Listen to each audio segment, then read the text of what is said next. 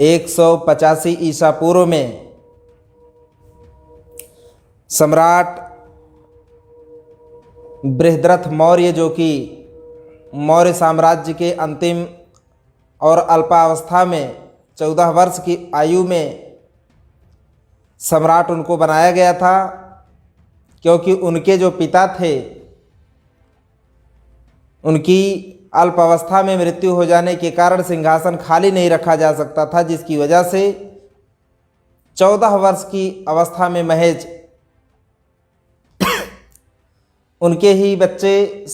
बृहद्रथ मौर्य को सम्राट बनाया जाता है। और उस समय के शूद्रों ने जो क्रांति की थी, तथागत बुद्धा के वैचारिक क्रांति के पश्चात शूद्रों का राजपाठ आ जाने के बाद में शूद्रों के राज से खिन्न हुए जो ब्राह्मण लोग थे वो लगातार षड्यंत्र करते चले आ रहे थे। और इनका षड्यंत्र सफल तब होता है जब सम्राट बृहद्रथ मौर्य अल्प अवस्था में ही सम्राट बनते हैं और 14 वर्ष की आयु में पुष्यमित्र शुंग जो है सम्राट बृहद्रथ मौर्य की मात्र 14 वर्ष की अवस्था थी और पुष्यमित्र शुंग जो था प्रमुख सेनापति उनका बनता है और अपने षड्यंत्र को कामयाब करता है, सम्राट की धोखे से हत्या करके। जब उसको पता चला कि पूरे देश की जनता उसके विरोध में है और इतना ज़्यादा उग्र विरोध है जनता का कि जनता इसका हत्या तक कर सकती है, तो ये भयभीत होकर के पाटलिपुत्रा से भाग करके सारे धन दौलत वहाँ से राजकोष लूट करके जो है निकला और वाराणसी होते हुए उत्तर प्रदेश में प्रवेश किया और जो है सुल्तानपुर की धरती से आगे क्रॉस करते हुए ये फैजाबाद में जो घाघरा नदी है, घाघरा नदी के किनारे बसे हुए बौद्ध नगरी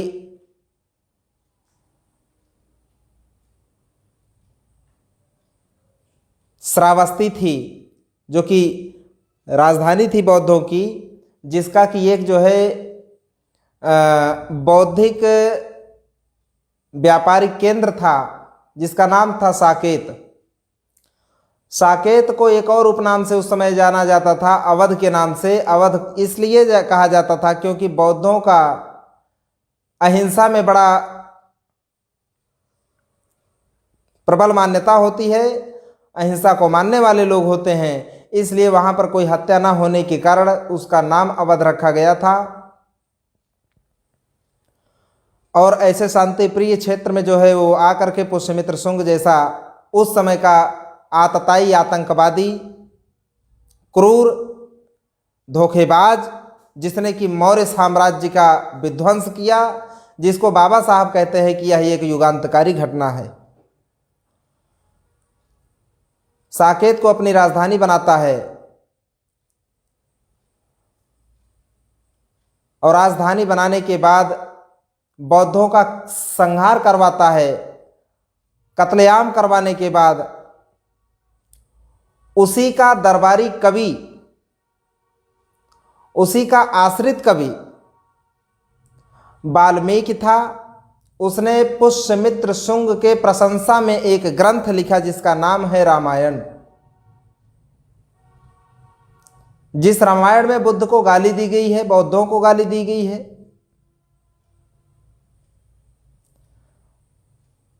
जिससे सिद्ध होता है कि ये ग्रंथ जो रामायण है ये बुद्ध के बाद का ग्रंथ है। और वो केवल मात्र एक सम्राट की हत्या नहीं थी, बल्कि जो शूद्रों अर्थात वर्ण व्यवस्था से जिनको निजात मिली थी 1500 साल के लगभग पश्चात में, जो सम्राट राजा बने थे, जिनका राज और साम्राज्य स्थापित हुआ था, साम्राज्य की विध्वंस करने के बाद उनको गुलाम बनाया जाता है भारत के अंदर में। 185 ईसा पूर्व से लगातार तब से ये बहुजन समाज, जो कि उस समय साम्राज्य स्थापित कर रखा था और पूरी दुनिया में जिसका एक बहुत बड़ा प्रभुत्व था, 185 ईसा पूर्व से लगातार ये गुलाम है। आज भी इस गुलामी से मुक्त नहीं हुआ है भारत के जो लोग गुलाम बनाए गए थे। तो गुलामी को दृढ़ करने के लिए जाति व्यवस्था भी लागू करते हैं ये लोग, और कालांतर में वही जो पुष्यमित्र शुंग है, चूंकि मौर्य साम्राज्य का ही नहीं बल्कि भारत के अंदर में जो आज की डेट में जिनको एससी, एसटी, ओबीसी और माइनॉरिटी जो लोग हैं, जिनकी एक हम लोग कॉमन पहचान दे रखे हैं, बहुजन जिनको कहा जाता है इस देश में, जो कि बाय डीएनए इस देश के मूल निवासी हैं,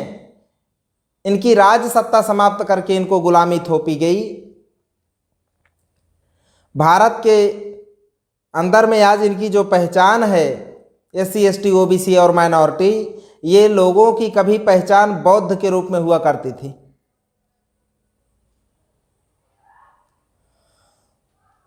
और जब इन्होंने देखा कि 1917 में ब्राह्मण लोग, 1917 में ब्रिटेन में क्रांति होती है, उस क्रांति के ठीक पहले तक भारत के अंदर में ब्राह्मण अपने आप को कभी हिंदू नहीं कहा, नहीं माना, ब्राह्मण ब्राह्मण ही बना रहा। जब जजिया कर भारत के अंदर में लागू हुआ तो उस समय ब्राह्मणों ने जजिया कर देने से इनकार कर दिया और कहा कि हम लोग हिंदू नहीं हैं, और इसको और स्पष्ट किया 1875 में एक ग्रंथ लिख करके स्वामी दयानंद सरस्वती ने, और उन्होंने कहा कि हम लोग आर्यंस हैं, जैसे कि मुगल एक आक्रमणकारी है और इस देश के लोगों को गुलाम बनाया, ठीक इसी प्रकार से हजारों बरस पहले जो आर्य लोग हैं, अर्थात आज के जो ब्राह्मण लोग हैं, इन लोगों ने इस देश के लोगों को गुलाम बनाया था। तो दोनों आक्रमणकारी मुगल और आर्यंस, ये दोनों लोग जो है भारत की जनता पर शासन करने के लिए दोनों लोग साथ सहयोग एक दूसरे का करते हैं, और मिलकर के दोनों लोगों का गठबंधन चाहे कह सकते हैं। 40% का जो है हिस्सेदारी ब्राह्मणों ने लिया और जो है राजपाट किया। ये लोग कभी अपने आप को हिंदू नहीं समझे, हिंदू नहीं माना। हिंदू का अर्थ होता है चोर, गुलाम, ठग। ऐसा गाली दिया उस समय जो है मुगलों ने भारत की जनता को, जिसको ब्राह्मणों ने खारिज किया कि हम लोग हिंदू नहीं हैं। लेकिन 1917 में जब वयस्क मताधिकार जो है लागू हुआ, ब्रिटेन में क्रांति हुई, तो उसके बाद जाकर के ब्राह्मणों ने विचार किया कि हम भारत के अंदर में बहुत संख्या में बहुत कम होने के कारण हम लोकतंत्र में कभी राज नहीं कर सकते हैं। तो लोकतंत्र में संख्या जिसकी कम होती है वो जो है राज नहीं कर सकता है, बल्कि राज वो करता है जिसकी संख्या बहुत ज्यादा हो। तो ब्राह्मणों ने योजनाबद्ध तरीके से अपने आप को माइनॉरिटी से मेजॉरिटी में ले जाने के लिए, अल्पसंख्यक से बहुसंख्यक बनने के लिए, ब्राह्मण की जो पहचान, जो इनकी आर्य के रूप में पहचान थी, उसको त्याग करके 1922 में इन्होंने एक संगठन बनाया, हिंदू महासभा, और वही जाकर के 3 साल बाद 1925 में आरएसएस का रूप धारण कर लेती है, हिंदुत्व का प्रचार और प्रसार करने के लिए कि हिंदुत्व के पहचान के बगैर जो यहाँ के अधिकांश लोगों की एक पहचान थी, गाली के रूप में जो मुगलों ने पहचान दे रखी थी, हिंदू, एससी, एसटी, ओबीसी 74.5% जो लोग थे, उस पहचान में इन्होंने अपनी पहचान मिलाने का प्रयास किया ताकि मेजॉरिटी में आ जाए और भारत में शासन सत्ता इनका कायम हो सके। तो हिंदुत्व यह धार्मिक विषय नहीं है, ब्राह्मणों को अल्पसंख्याक से बहुसंख्याक बनने का एक राजनीतिक औजार है। और दूसरा कि इन्होंने एक षड्यंत्र किया 1949 में तत्कालीन प्रधानमंत्री जवाहरलाल नेहरू जी ने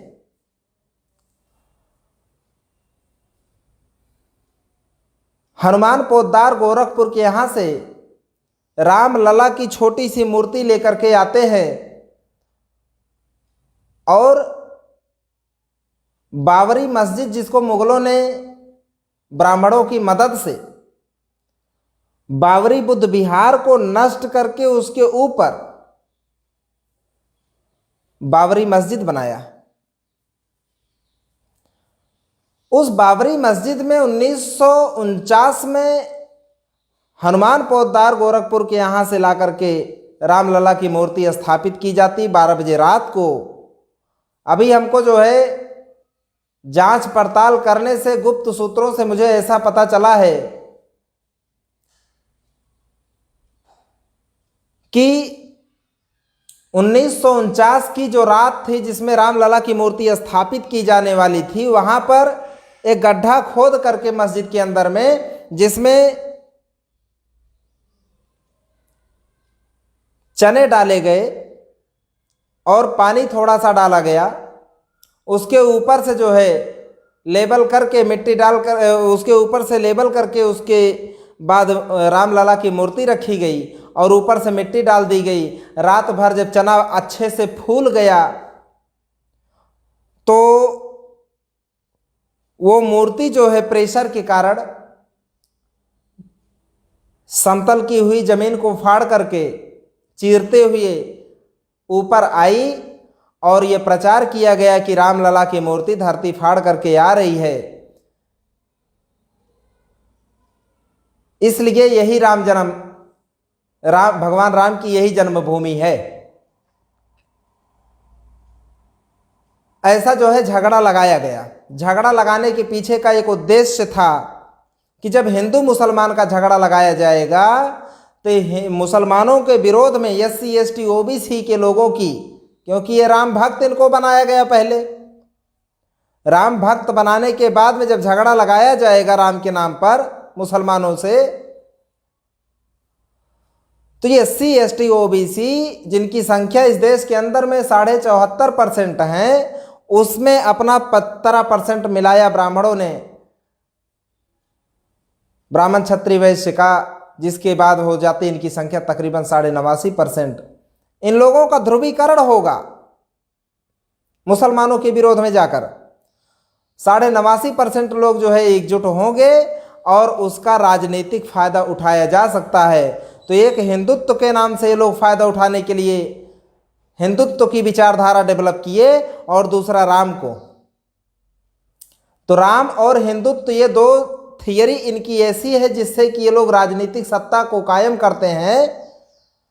अभी सुप्रीम कोर्ट का भी जो है 19 साल बाद ये आर्डर अभी भारत सरकार ने 2019 में इसको लागू किया। 24 साल के बाद 1995 भारत सरकार को सुप्रीम कोर्ट ने ये दिया था आदेश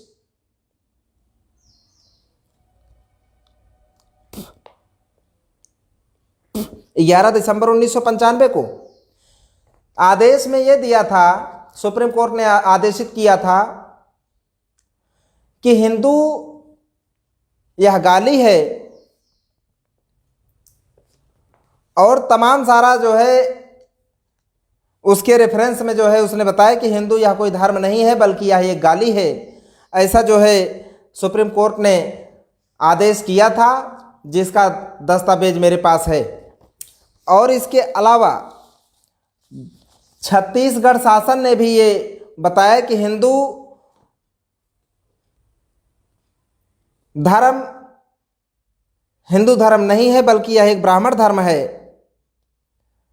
जिसको हिंदू धर्म के नाम पर प्रचारित किया जाता है। तो आज पूरी तरह से बेनकाब हो चुके हैं ये लोग हिंदुत्व और राम ये दोनों लोग केवल मात्र राजनीतिक एजेंडे हैं जिनके आधार बना करके ये लोग राजनीतिक सत्ता हथियाते हैं। अभी हाल ही में जब अयोध्या की समतलीकरण हो रहा था, उस दौरान हमें गुप्त सूत्रों से पता चला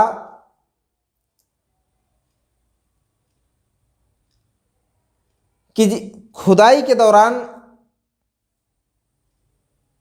बुद्ध की 30 किलोग्राम की चांदी की मूर्ति निकली थी, जिसकी वो लोग गायब कर दिए। बौद्ध विरासत ही सारा कुछ वहां से निकल रहा था। बुद्ध का तमाम मौर्य साम्राज्य के पीरियड के तमाम जो है अवशेष मिल रहे थे, बुद्ध के अवशेष मिल रहे थे, जिसको इन लोगों ने गायब किया। और जो पत्थर के जो है अवशेष थे उसको क्रेशर में लगा करके पीस करके उसको रेत में बदलने का कार्य किया। इतना बड़ा जघन्य अपराध आप लोगों ने किया। उस समय भी मैंने एक वीडियो रिलीज करके जो है लाइव आकर के एक मांग की थी कि भारत सरकार ऐसा प्रचार कर रही, मीडिया प्रचार ऐसा कर रही है कि वहां पर हिंदू धर्म से संबंधित अवशेष निकल रहे हैं, शिवलिंग निकल रहे हैं, इस तरह से प्रचार जो कर रही थी, जबकि वहां पर जो है बुद्ध अवशेष निकल रहे थे। लेकिन इलेक्ट्रॉनिक मीडिया में जैसे टीवी चैनल है तमाम प्रकार के, जो ब्राह्मण बनिया की मीडिया है, इसने गलत प्रचार किया था। तो मैंने एक मांग किया था भारत सरकार और उत्तर प्रदेश सरकार से कि वहां पर उसको लाइव दिखाया जाए और पूरे देश और दुनिया को ये पता चलने दिया जाए कि वहां पर वास्तव में क्या निकल रहा है। लेकिन उसको छुपाया गया। एएसआई को जो है वहां पर अपने नियंत्रण में लेना चाहिए था, लेकिन एएसआई भी चुप रहा। ये एएसआई का चुप्पी साधना और उसको लाइव ना दिखाना और लॉकडाउन के पीरियड में जो है इसकी समतलीकरण करना, लॉकडाउन के पीरियड में सोशल डिस्टेंसिंग और लॉकडाउन का जो है उल्लंघन करते हुए राम जन्मभूमि का पूजन करना, इनकी आपराधिक कृत्य को दर्शाता है, जिसका कि हम लोग पुरजोर विरोध कर रहे हैं। और पूरे 31 अगस्त तक ये जो है काली पट्टी निषेध आंदोलन हमारा चलता रहेगा। और ब्राह्मणों को मैं ये चेतावनी देना चाहता हूं कि आज सत्ता की ताकत के बल पर और सुप्रीम कोर्ट का मिसयूज करके आप लोग ताकत के बल पर जो है उसको हमारी बौद्धों की विरासत को, इस देश के मूल निवासियों की विरासत को नष्ट करके आपने राम की मूर्ति स्थापित करके वहां पे राम मंदिर बना रहे हो। आपका पर्दा जल्द ही उठने वाला है इस देश की जनता के समक्ष। और यह देश की जनता जैसे ही ओबीसी को इस सच्चाई की पता चलेगी, हम लोग लगे हुए हैं ओबीसी के हक अधिकार को लड़ भी रहे हैं। और ओबीसी को हम लोग इस देश के जगा भी रहे हैं। जिस दिन ये ओबीसी जाग गया और ये समझ गया कि ये हम उनकी विरासत को नष्ट करके राम मंदिर की स्थापना की गई, उस दिन आपकी मंदिर का क्या होगा। तो ताकत का उपयोग करके आपने जिस तरह से राम मंदिर का निर्माण किए हो, आने वाले समय में राम मंदिर का भी हिसाब किताब करके वहां पर बुद्ध विहार बनाया जाएगा। आप ही लोग कहते हो ना, मुगलों ने ताकत का उपयोग करके बाबरी मस्जिद बनाया राम मंदिर को तोड़ करके, और आज ताकत आपके हाथ में है। बात अलग है कि इस देश की जनता को मूर्ख बना करके ईवीएम का सहारा लेकर के आपने देश का चुनावी घोटाला करके आपने सत्ता और ताकत प्राप्त कर रखी है। लेकिन जैसे ही ये ताकत आपके हाथ से जाती है, ताकत मूल निवासियों के हाथ में आती है, तो आपका राम मंदिर भी टूट करके वहां पर बुद्ध विहार बन सकता है। इसको आप लोग अपने संज्ञान में रखो। साथियों, इसी के साथ मैं अपनी बात को यहीं पर समाप्त करना चाहूंगा।